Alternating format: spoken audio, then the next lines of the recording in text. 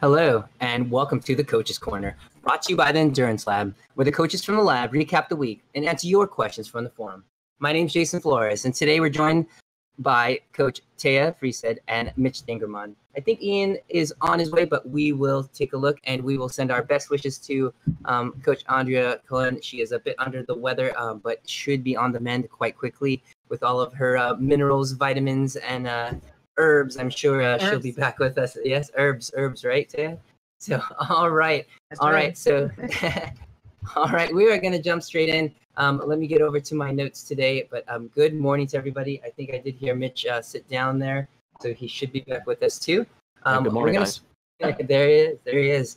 So we're all getting back together. I know Mitch is mending a cold as well, but I know he's had some fun trips. I did catch a cool video of him riding in the back. Was it the backwoods of North Michigan? Was it, Mitch? Yeah, it was actually, I thought I was just doing a road ride. I'd gone up for work to the Traverse City area, and there's beautiful peninsulas up there, around there, and the one is Mission Peninsula. And I downloaded off Ride with GPS, and I thought, it's just going to be all roads, because I didn't know there was anything else up there. And I'm riding, also I'm on a gravel road, which is cool, because my bike is really kind of a gravel and road bike. And then at one point, I go down a hill on gravel, and it tells me to turn left. There's a big no trespassing sign. Yeah. And I just turned left, and it felt like I was in West Virginia. It was shacks and country people like chopping wood, and I just kept my eyes straight forward and kept riding and hope no one noticed the cute boy in Lycra. So that's funny. It's like time warp, right? It was bizarre because I was in a really ritzy kind of part of Michigan. Wineries and all this stuff, and all of a sudden there's this 2-mile stretch of woods and 2-track, and but it was fun. It was a great ride, and a lot of beautiful weather and beautiful scenery. So that's awesome. And I know Kay, you've been on your bike, just getting close to that podium, getting up there, and doing some fast racing. Yeah, so it's just been so much fun this year, trying new types of races and just being out there, and even doing my intervals more outside this year than I did in years past, just to really get a feel for, doing them on the bike outside is different just because the bike is moving with you, and so it's been great. It's been fun. Yeah, it's like that transition where we break people out of a ERG jail. And they've gotten up enough fitness where we can kind of release that resistance and kind of learn to move the legs. And then you take them outside, and they've got to learn to move the legs and keep that power up, as well as keep the bike up. And finding those places to do those workouts are really good too. So if anybody needs help, let us know from the lab or otherwise. Reach out to us. We've been transitioning a lot of those riders outdoors onto their either their Garmin's, their Wahoos, whatever it is. To help get those workouts set up straight out of Training Peaks. All right, so our hot topic this week, there's a couple things going on. Of course, Endurance Lab has their execution lab going. We've got a good group all signed up. We've got them sharpening their skills. We've got them doing their workouts and starting to get a taste of what it takes to get really that last, high end, that zone 5, that work that's really going to get you to, get that finishing moves. Whether it be at your local ride, at your races, we've got that going on. But we also have a second thing starting up. But before we talk about that, I want to talk a little bit about what's coming and starting on August 6th, coming up for us here in 2018. We've got the Zwift Academy, and it's been much anticipated, only for the reason that this is something that happens yearly for riders. And what it does is essentially for them. For Zwift, it allows them to kind of whittle a group of riders, both male and female, to get them up to the U23 team for the men on Team Dimension, and then for the women's Canyon SRAM team.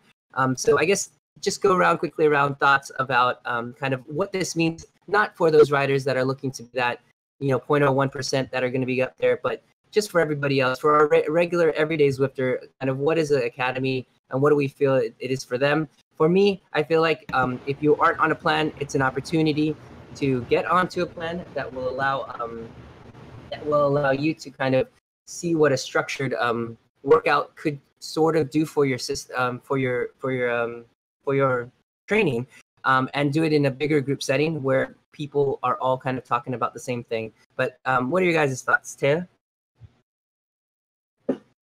So I think that it is, like you said, very similar to yours. I think it's a good plan for somebody who is not doing structure training and they want to give it a go. What I'm hearing from people who are joining on the women's side anyway, who are excited about joining the program, it's typically, the reasons are typically, I'm completely out of shape. I haven't been doing any structure training at all. This is going to be an opportunity for me to push myself. The other reason might be for the community aspect of it. Some people are brand new to Zwift and they want to understand and get into that community aspect. And there is quite a bit of that. A couple of women's racing teams came up and sprouted from the camaraderie that Zwift Academy created last year. So that's where people were getting excited about it. On the other hand, I'm seeing also people who did the academy last year and enjoyed it. And this year they're saying, well, I've done that. I know what that's all about. This year I'm on a different plan or a different path, or I'm already training, right? Because we're talking about August. And August, for a lot of people, they're still in the peak of their season. They still have a lot of races or they have events still outside. They've already been training for it. It's not like somebody's going to show up at an event in August untrained. Right. So for them, it's just, it's more of a, maybe I'll do a workout or two, or I'll get involved with the community, but I'm not doing the academy. Yeah, I think I was wanted to catch on to a point. Oh, yeah. So like the group of people that are doing it, if they have done it before, you may have come up with the workouts that may have been, varying levels of difficulty or ability to complete. So I feel like people have different aspects of that. Do they want to be able to go to that sort of thing, and what kind of fitness did they get out of? So that's a super interesting conversation. I know Mitch had done an academy here before. What are your feelings on how academy works for kind of the regular Zwifter out there? Yeah, to me, it's. I think you guys said it's community. I mean, I go back to when I started Zwifting. I don't know how many years ago it was now, and you started doing the informal group rides and things like the ODZ's entry and those, and I still have friends and people that I trade, Facebook likes, and we keep in touch, and I've made good friends from that. So to me, it's really a chance for somebody who's maybe new to Zwift or has been on Zwift but hasn't really gotten into the community to maybe do a fair number of group rides at the same time and start making some relationships and friendships through Zwift. I mean, you've got to be willing to message and maybe get on Discord if there's a ride that has that. And share some stuff, but it's a good chance to make some friends, and I think really the community is what makes it interesting sometimes. Yeah, and I think just pulling up dates for 2016 and 2017, it looks like it was in like September, October, or even the first time around was even later. Yeah, I mean, I was looking. Yeah, August is a weird time. I mean, I fully recognize what Tay is saying. I mean, it's in between for the Northern Hemisphere. It's like in a no man's land. Yeah, it is odd, but maybe there is a huge contingency riding on the other side. That between like Southeast Asia and Australia and New Zealand, Singapore, all those group rides are definitely booming. So that's definitely a situation that maybe they're trying to capitalize on, because we're not in the season in the North Americas. Yeah. Another way to think about it, if you are a North American person and maybe you haven't really gotten into structured training before and you haven't done some races, this is actually a great opportunity to get your feet wet and maybe get into a plan and start going somewhere with structured training, and then you can actually bridge into a real nice winter prep program, and then go into the spring at a whole different kind of place and start planning out a calendar next year where you're gonna do some races and really get into cycling. So it's almost a nice teaser way to get into more organized training and racing. Yeah, absolutely. And I think that leaves to say, go ahead, Tia. Go ahead. Oh no, I was just gonna say, speaking as a coach, and to that point, Mitch, of somebody new coming in and trying structured training for the first time, if this year's academy is anything like years past, it's going to be a very steep learning curve because the workouts from last year were quite hard for, especially for riders who are not used to certain types of training. There was a lot of work there. It was dense. The workouts were very dense with a lot of changes in cadence and a lot of high-end stuff and long workouts. And I'm told this year the workouts are shorter, so that's good news because now a lot of people were saying, well, it's hard to carve out an hour and a half for a workout plus, preparing for the workout ahead of time. So you look at all in, it's probably 2 hours a day, that you do for the workouts. But I think that we'll see how it's a fine balance as a coach. If I'm a coach putting together a Zwift Academy workout to identify talent, it's really a fine balance because you want to extract the best performance under different scenarios from your riders so you can select people. At the same time, you don't want to alienate all of the other people who are doing it for the community aspect. Absolutely. So the nuts and bolts of it ends up being 10 structured workouts over 8 weeks, 4 group rides, and 2 races. So with that, as coaches, something that we have found or that could be useful, we thought could be useful, is something that would help prepare you for those those workouts that Taya's talking about that are going to be presented, whether they're shorter, longer, or the intensity that they're going to be, or something that would make it a more round and complete training structure or training program. So Taya, maybe you could tell the folks a little bit about the booster plan that we've made here at the Endurance Lab to help those riders that are interested in the Zwift Academy but want a full plan, because there in no way you're doing 10 workouts in 8 weeks is a complete plan from what we can see. Right. So regardless of the level that you are, if you are balanced at the same time, the stress level that you get from the academy workouts with other workouts, and also balance the skills, because again, 10 workouts will not be covering all the areas that you should be covering in a structured training. I mean, they might in a sense, but you really need more. So this is where we come in and put in the other workouts in the plan that will give you that well-rounded balance for your training for the 8 weeks without causing fatigue and overtraining, because that's the other danger. A lot of new people coming in, new to structure training, they look at those workouts and they say, hey, I have the chance here to then do them pretty quickly and be done with the academy early, just in case something happens later. And that's a fair point. You don't want to spread everything in a way that now you're left last minute with 3 workouts to do and something happened, right? Your trainer breaks. I don't know. There's life. At the same time, you don't want gets in the way. That's right. So, but at the same time, there's the danger of doing a lot of these together and getting tired pretty quickly, fatigued, and even injured if you're doing back to back. These are hard workouts. So yeah, this is some of the things that we took into consideration when putting together the booster plan.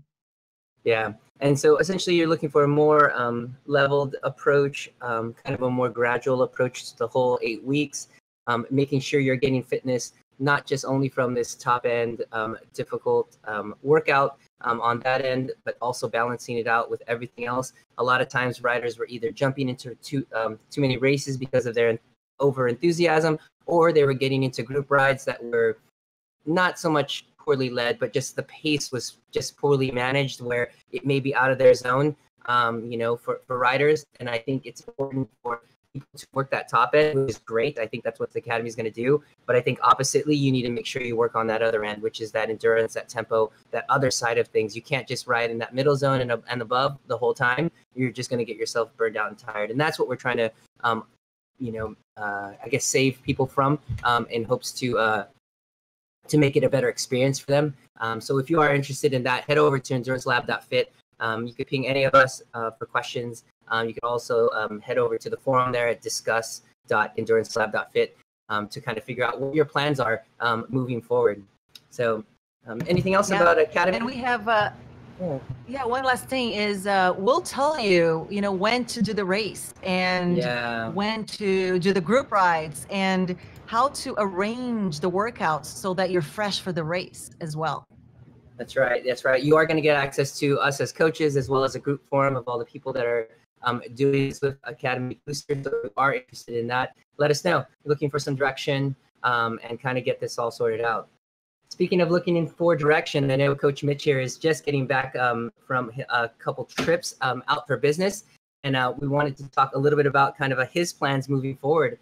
Mitch, can you tell the folks where you're at with kind of your training and what you're looking forward to doing over the next few quarters? Yeah, sure. Thanks, Jason. So, I've had a really kind of a topsy-turvy year, right? I had an injury, which kept me from swimming, and had some injuries last year around running. And then I've got a lot of stuff going on in my personal life. So I'd settled into some cycling, and I was getting back to running, and I was doing really well with the running and looking to target a October half marathon. Nice. And that's, more than doable. But I got some questions, and I'm looking for some feedback from the coaches here. So on the cruise, was doing really well with the running. But, when you start running and ramping up your running, for those who have done this before, you usually get some aches and pains. And I'm really kind of cautious and aware of them because of my history with some running injuries and overuse. So I started getting a little bit of like shin pain, and whether it's shin splints or not, I'm not sure. So I dialed it back a little bit, and they've still kind of been nagging.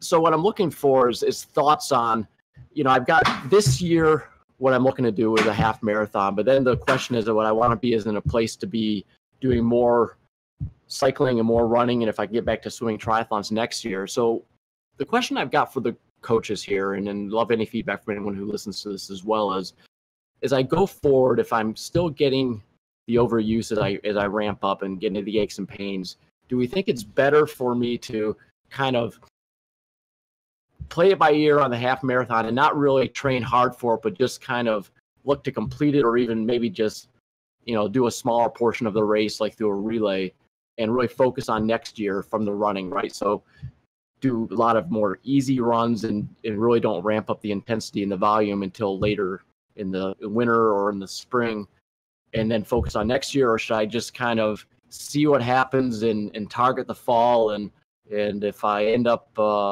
having to take a few weeks off, I take a few weeks off? So I think there's a couple ways to approach this. Obviously, we're missing Ian, our I know Ian. I know what Ian would say, but yeah. So I think I know that I've done a lot of work with you before all of this endurance lab stuff as well. I know that you are definitely prone to more I guess injuries, both on and off the bike. so I think for running in particular, and for the athletes that I do help just getting started with this sort of thing, a lot of times this ramp up could be a very, very kind of difficult thing to kind of manage, because asking someone to do just above a walk into a jog just to get the body kind of moving can be difficult, because people want to get back to their paces and back to their original form that they may have before. But a lot of times, the body's just not ready for that. So my approach would probably be a lot more moderate. And I'm usually that way, especially when people are coming back from injury or coming back from or back into a sport like this. So I would say, go for that half marathon. I would say don't go for a race, and just use it as a long day of training. But to get your body figured out so that you can do that longer run, but to get to it in a moderate fashion, getting your body used to maybe not even tempo pace, but just working up to tempo for that half marathon. In the same way, if someone was coming back from the bike and having trouble, doing those longer rides again, we'd want them to get that lower end, tempo and below work all figured out before they do any more speed work, and just getting that volume side of in at a moderate or below pace, really just to be careful. Because I'd hate to see, in the past, you've really run yourself to the point of not being able to run. And, we don't want that for sure. Yeah, I think I completely agree. I would take the same approach. Yeah, I mean, I think I know in my heart, and I think what my issue is, and Jason knows this, and I think a lot of athletes deal with this, is I get going and I get into training and I get a few weeks in and you start feeling good and you really start pushing that accelerator. And running is a tough one, and I can do it, but then I also pay the consequences. So it's hard to find that ability to really hold back and just let the body kind of catch up to the mind, I think is the way to think about it. Yeah, and it takes time. And one of the examples here on my end personally, we had moved in June, and I was trying to keep my TSS up as we went over, and my fitness and that sort of thing, and kept it going. And man, June came around, big huge drops in TSS just with new house, new setup, new job, new life, all that stuff. And then I just couldn't keep it up. I had to keep cutting back, keep trimming, and it's so hard mentally. Just like, oh man, I could do this at the other house. I don't understand. Like, not much has changed, but really everything has changed. It's a stress. Yeah. I mean, Jason and Taya know I've been going through like a huge project, and managing that and work, and then personal life, and then endurance lab and training. It's a lot. Yeah. And so I think it's nuts. And I think that those are the stresses that like our training peaks can't tell us. Those are things that, you need to kind of voice out to people, be like, am I crazy that I can't keep this up because of XYZ? And it's just life. And, having the people around you, whether it be the forum to reach out to for, sharing your dinner to get that, accountability, or talking to other coaches or talking to other riders, like, have you gone through something like this, and sharing just allows us, because it is essentially, it's something we do a lot on our own, training and everything like that. And so really being able to reach out and say, hey, is this causing you stress? And is it causing me stress and not being able to do what we do? But yeah, it's definitely important to come back moderate. So I found a sweet spot here that allows me to do what I want to do. And I've been able to get back on some local group rides. And it's been good. And sometimes, a little bit less is a little bit more. But it's hard to be able to tell ourselves that. But I think staying moderate, staying below tempo, not even getting up to that pace. I mean, I've seen, kind of your ramp up, and you get excited. We all do. You know what I mean? And you just want to get through the half marathon at, let's say, some, tempo-ish pace that not so much is going to put you down a time, but put in your mind saying that I can get through this amount of distance without pain, and recover well, as if it was just a long workout. So I think that's the way to go. Great feedback, guys. Thank you. Yeah, and training should not be added stress. It should not be another source of stress. It should really be something that you do that's makes you feel good. So absolutely. And then speaking of different stresses on our lives, I know being in the execution lab here in the endurance lab, we are working the very, very top zones of all of our systems. There's been a lot of science, and I know Taya is just ready, chomping at the bit to chat a little bit about kind of what we're working on, because really this is what makes a racer, and this is the part that makes or breaks you when you need to make that decision, or when you need to jump off the bike and run up a hill and then get back on and keep racing. So Taya's going to give us a little bit about VO2 Max and VO2, and just kind of how to understand what system we're working on, and what differences does it make in our racing and training. And it just seems like VO2 is one of those things that people have a love-hate relationship with. Absolutely. It's something that you work hard, and it's so hard, but then at the same time you're like, oh, this is great, because it gives you that feeling that you're getting better, so that seems to be the thing. But what is VO2 max anyway? The V is volume, the O2, you guessed it, oxygen. So really the maximum oxygen consumption, or the maximal oxygen uptake, or your maximal aerobic capacity. So it's not, a lot of people think that, VO2 capacity is like, I have these big lungs, or I have these huge lung capacity, but it's not that. It's really the capacity that your body has to use that oxygen, to consume that oxygen, deliver that to the muscles, and translated that into energy. So how is it measured? It's typically units. They are milliliters of oxygen per minute per kilogram of body weight.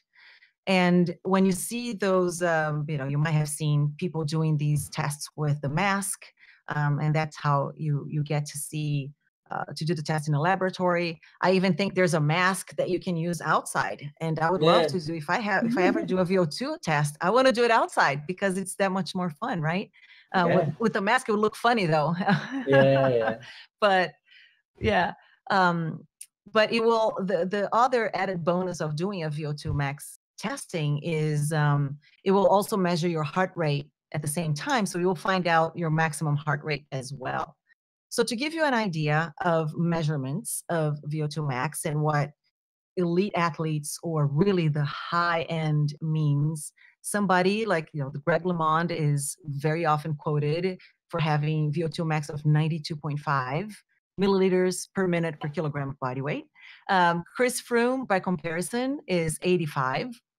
Now, the average male is between 40 and 45, and the average female, don't let your heart sink on this one, 30 to 35. So you think to yourself, gosh, this is so low. And what are the factors that can affect VO2? Now, there is, and before I even get into that, a little bit of VO2 is, if you heard that some of it is genetic, that is true. Yeah. And some of it is something you can build upon. Right. And then you get a lot of research on saying that, oh, you're pretty much locked in 80% genetic, 20% improvement, or 90-10. Or you have others that would say, no, we've seen people go from, to double their VO2 max. I don't know if that's true, but you get a little bit of everything. But at the end of the day is you're able to improve it with training. So why wouldn't you, right? But factors affecting VO2 are often divided into supply and demand.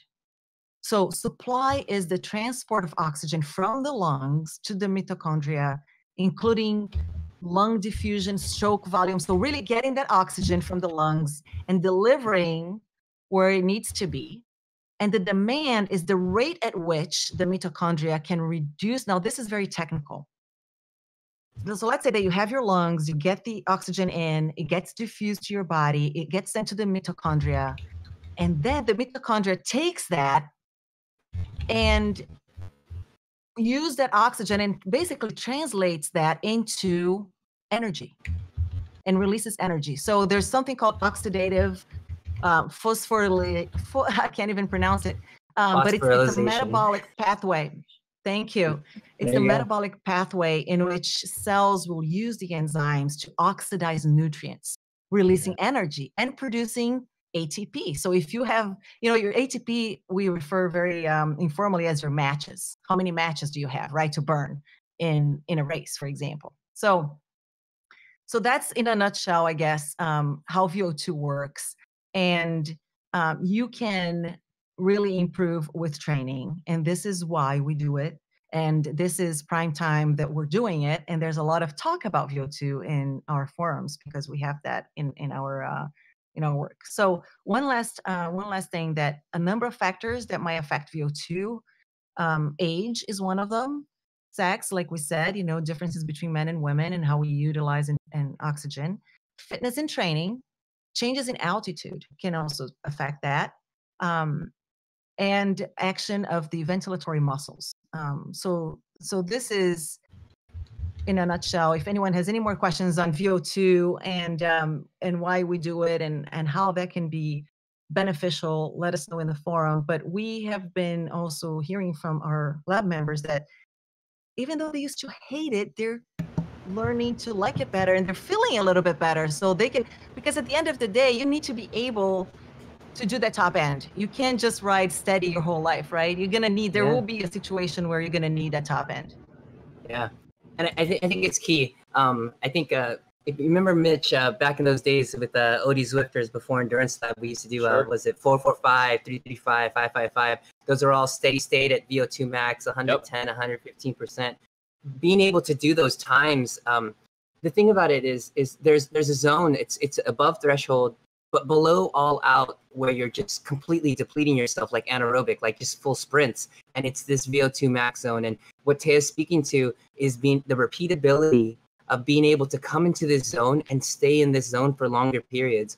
Some people may think like they go up a hill, and if it's short, 1 minute, 2 minutes, maybe, fine, it's all out. But anything over 2 minutes, 3 minutes, all the way up to 8 minutes, you're talking about getting to this VO2 max of some range. And the person who's able to stay at that higher level for longer because they have, sufficiently efficiently worked that zone and been able to stay at that higher level is going to be up this hill longer, even if someone's let's say FTP numbers are lower, if they can stay a higher maintained level, because we have riders who are, you know, well tuned to VO2 max, and they can stay up in this kind of suffer zone for a longer period. I mean, remember even at camp, there were riders who were let's say not just lower FTP or watts per kilogram, but they can make it up those hills, and because they could just suffer. I mean, it was just odd. I mean, it would stand up. It's certainly something you train. I mean, it's I can remember doing when you first started doing the VO2 and the way that those programs were built. Right, we started with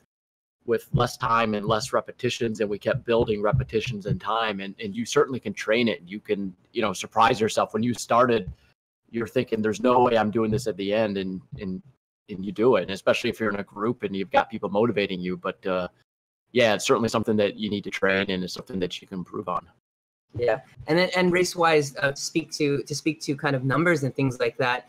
You know, the person with the biggest VO2, like genetic VO2, tested VO2, obviously isn't like the winner, the obvious winner every single time of the race.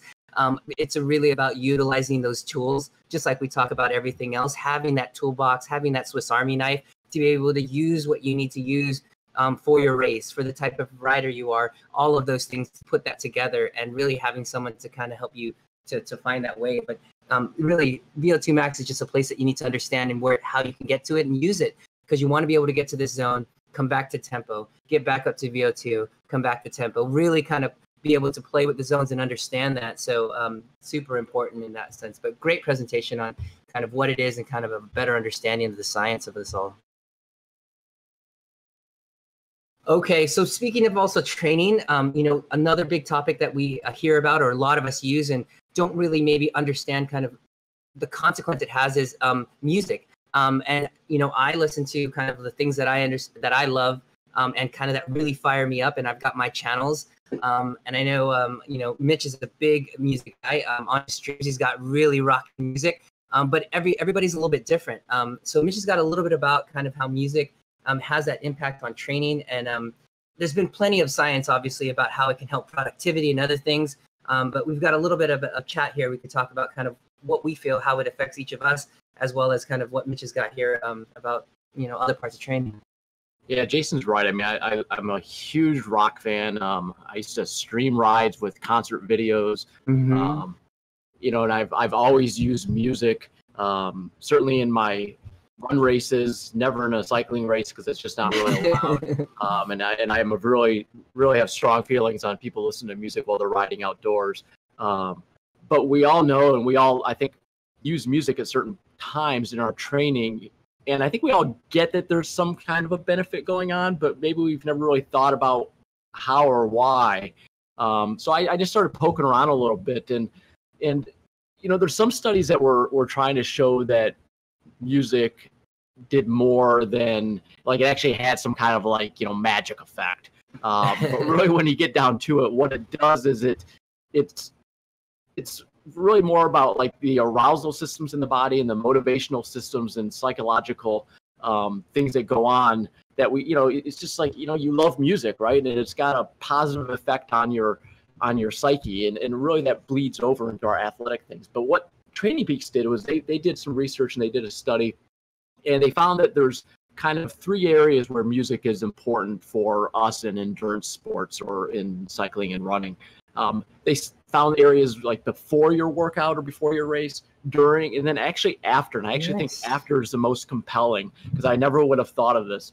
So they said, you know, we all know that, like, you know, we're getting ready for a race and we've got our playlist, and, you know, they mentioned Eye of the Tiger, right? Which is a great motivational song, right? We all have these songs that we love before a race to get ourselves pumped up. And that's exactly what it is. You get stimulative music. It can increase your motivation, influences, you know, you're being positive and self-talking and getting yourself pumped up. And what they really recommend there is, and this is kind of a no-brainer, right? It's faster tracks or a tempo, and maybe a higher volume, which kind of gets us aroused in that sense that we're going to go out and work hard, and we're going to have a great workout or a great race. It also influences the fight or flight response in the nervous system, which does elevate our heart rate a bit. So, you know, it does get us physically ready for the event or the race. Now then, during performance findings, and actually I had an interesting observation here as well, is that, you know, if we listen to motivationally kind of music, it can improve our ratings of perceived exertion, our motivation, our arousal. But I noticed this during FTP tests that, I've got like a set of, like, depending on the length of the test, I've got a set of songs that I always go to for my FTP test. Once you get to like 75% of VO2 max, they say that they've done studies and the effect of the music can fade with efforts over that amount. And I've noticed that is that at a certain point, right, you're working so hard in that FTP test or maybe that interval or whatnot, you kind of lose track of the music. The music isn't really doing it anymore because you're so focused, right? You've got to, you can't think about anything else except turning that pedal one more time. And the music isn't really doing it for you anymore. It's just you. It's your brain. It's yourself at that moment that's trying to turn that pedal. So music loses its impact at some point during intensities. But it can also allow you to have a higher intensity longer before you hit that failure rate, which is interesting. The other thing which they said, and I noticed this running, and I've started trying to find songs because I'm trying to increase my cadence running, which has some, I think, positive impact for myself as far as healthiness and injuries, is songs with, say, a 90 beat per minute. Yep. And what that's doing is that's improving, it's a technical kind of thing, your kinetic pattern, your kinetic chain in your body. So it's really how all your muscles and your bones and your ligaments are all working together to turn those legs or take that next step while you're running. So the right music can actually help improve that, which one, not only maybe makes you physically better, but then also it can lessen the metabolic demands during the activity, right? Because you're doing an efficient pedal stroke or an efficient running step.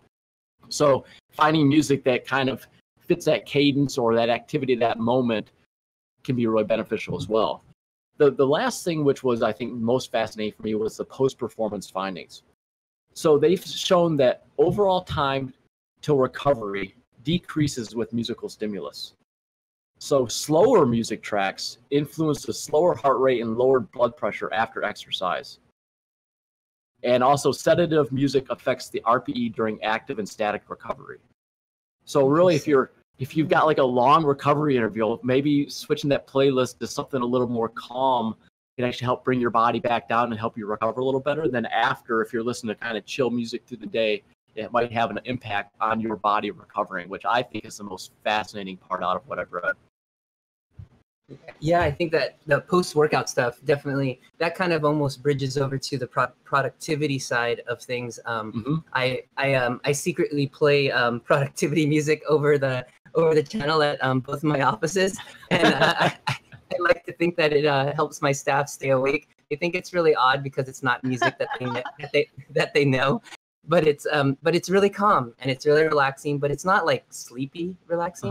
Yeah. But yeah, it definitely like keeps people moving, and the paces are kind of it's moving. And there's actually a lot of good science in kind of the stimulation of that side, that parasympathetic side that brings you off of that very high that you were just on and bringing you down. So that post-workout definitely super important. I feel like people could use that. You're going to see Team Sky next year, Mitch, and they're going to be like, oh, we heard this from the endurance lab. We're going to do this. That's right. They're all going to put headphones on and they'll be listening to like the classical, like Yanni jams or like the chill classical stuff, you know? Going back to the during performance, like yesterday I had kind of my jams going for a workout that we have in the endurance lab called Peaks 5, which essentially takes you up 5 steps, going through tempo, below threshold, above threshold, VO2 max, right below anaerobic, and then an all-out sprint. I do remember not knowing what song it was pretty much after threshold. So that pretty much sums up. So yeah, so I think part of it is a distraction to get us to a longer duration, which what the science is telling us kind of on the basics.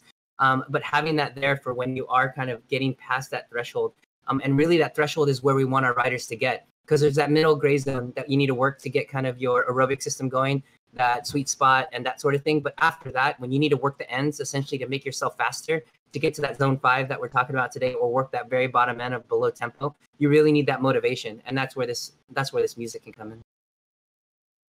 So having a background in dancing and having been a ballet teacher and also choreographer, I am very tuned in with music, and I have now for cycling different playlists for different things. So I have my warm-up playlist, and then I have my, leisure ride playlist, and then I have my racing playlist, and then I have my intervals playlist. So I Wow. got it all That's cool. divided up. It's great. Yeah. And then speaking to cadence, I think for runners, or not so much riders, but for runners that are looking to get that cadence figured out, I know Spotify, the subscription that I use, does have a channel that has specific RPMs, and normally they're double that. 90 RPM songs are pretty boring, so you're gonna look for songs kind of like above the 100 plus, if you're into that sort of thing. But have you found good songs or a good list at 90 RPM? What I end up doing is I'm running and I've got my songs I like or my bands I like. Yeah. Is I have one that I know is, I know where I've been running, right? And I can look at my watch, it can tell me what my cadence. When I get one that's right at that 90-ish kind of level, I kind of just earmark it in my head, and Nice. and I go back and I kind of ping it later on. But I do know that there are a lot of playlists out there that you can find online that are kind of right around those cadence levels, whether you're calling it 90 or 180. Same thing. But there's certainly a lot of resources out there if you poke around on the web. You can go old school and just do a metronome. Yeah, and the watches will do that too. What is that? I don't even know what that is. So you can actually get, like, I think some of the Garmin watches or some of the different running, watches or whatnot, you can actually have them ping a metronome, and you'll, right on the beat. Your feet should be striking on those beats. You actually see, I think there's actually some technology where I've seen swim things where it will have a metronome for you as well.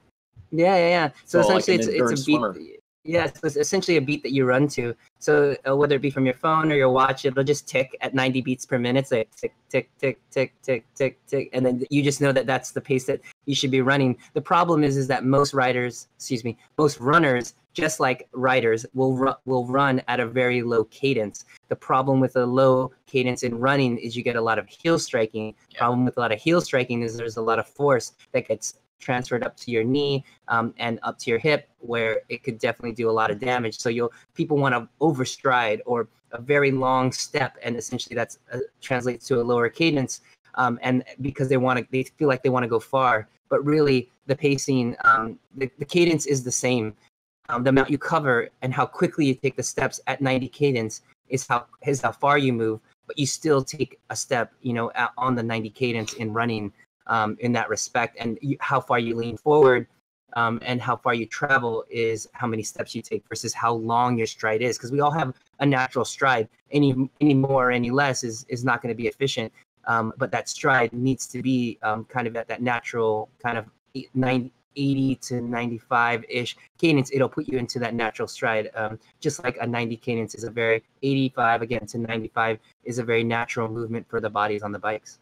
It's just odd. Yeah.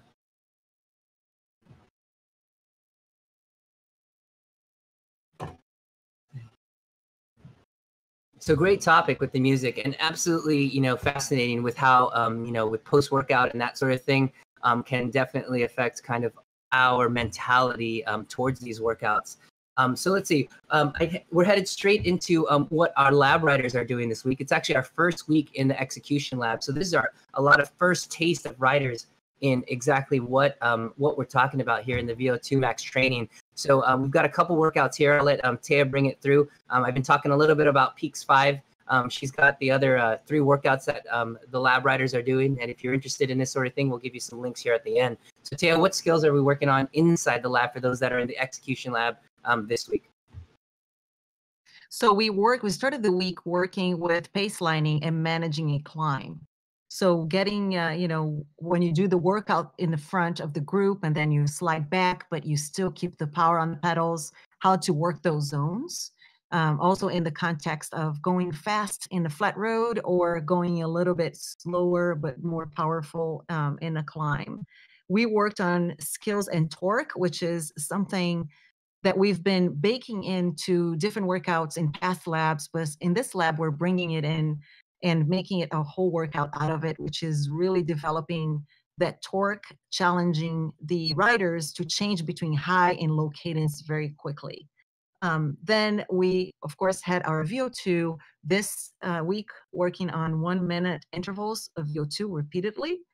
And then closing the week with the Peaks 3 workout, which is taking the riders through a ramping up effort, starting at the high tempo, like Jason was saying, and finishing up with a sprint.